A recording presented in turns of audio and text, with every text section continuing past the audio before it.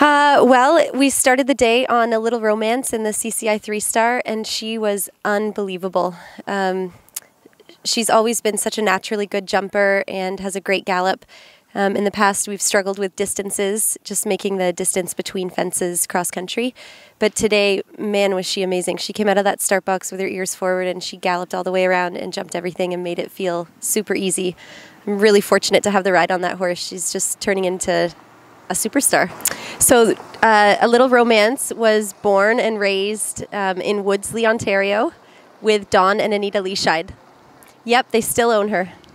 A Little Romance was actually at the WEG Test event last fall. She did the CCI 2-star there. She's done the CCI 2-star at Ocala last spring. And yeah, she's having a great year. Yeah, she just moved up to the advanced level this season. She's done one CIC 3-star at Jersey Fresh, and then this was her first CCI 3-star. Listen, Bromont is always a tricky course. I mean, you start at fence 4 AB, which is going into the water, and you realize that you are at a serious 3-star level event. And I mean, it's a galloping course, so you have to be on your minute markers and you have to keep going.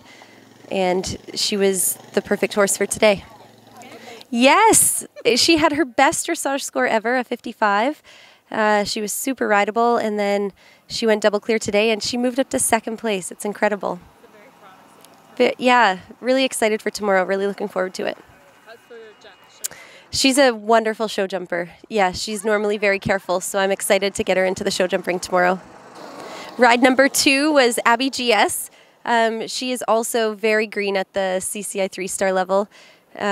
She actually just came off of a win at the CIC 2-star at Willowin 2 weeks ago. So I thought I would do that and just get her confidence up for this CCI 3-star. She's been running advanced and CIC's 3-stars all winter. And she's an awesome horse. I think the footing when she went in the division was a little bit more chewed up in the galloping lanes. And she definitely felt like it was a bigger effort for her going later in the division. And we got a little bit close to the third last fence and had a bit of a rocky ride over it, but she landed and I grabbed the reins and then I just said, that's it, calling it a day.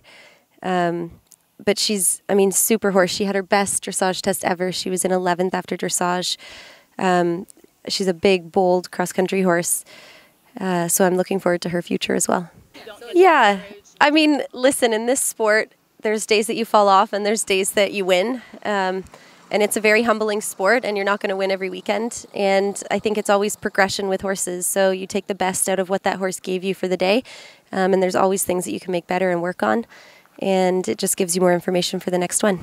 For amateurs, same thing. Like absolutely. Yeah, don't get discouraged, guys. This is a tough sport, and even the professionals that have been in this industry forever still struggle on a day-to-day basis. The only difference is they have so many horses that it looks like they're always winning. Third one, Pavarotti. Roddy Baby. He is so much fun. I love jumping that horse. He came out and he was just awesome today. Like, gave me a really great go out there.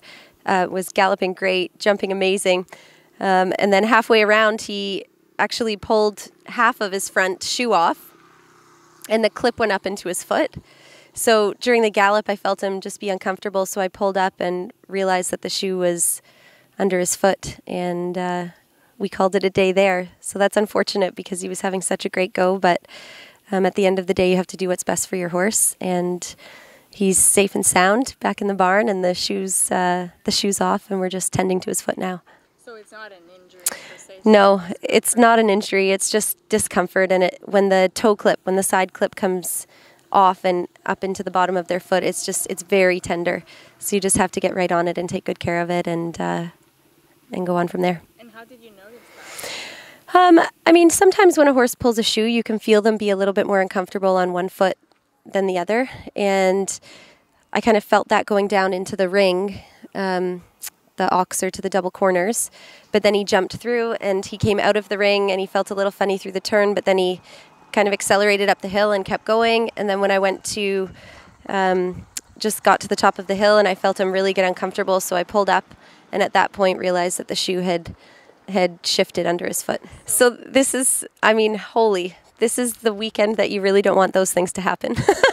However, horses being horses, and when you're in competition, anything can happen.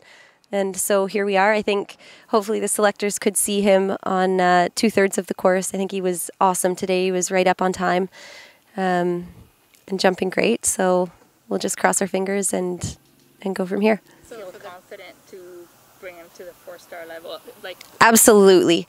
That is a horse that has an undeniable jumping talent. Even Eco Gold just showed me the video of him this morning, and I thought, oh my gosh, that horse is incredible. He just gives me so much confidence when I sit on him, and he's so good in his galloping now. Like, he can go forward and back, and I feel very, very confident on him going to a 4-star.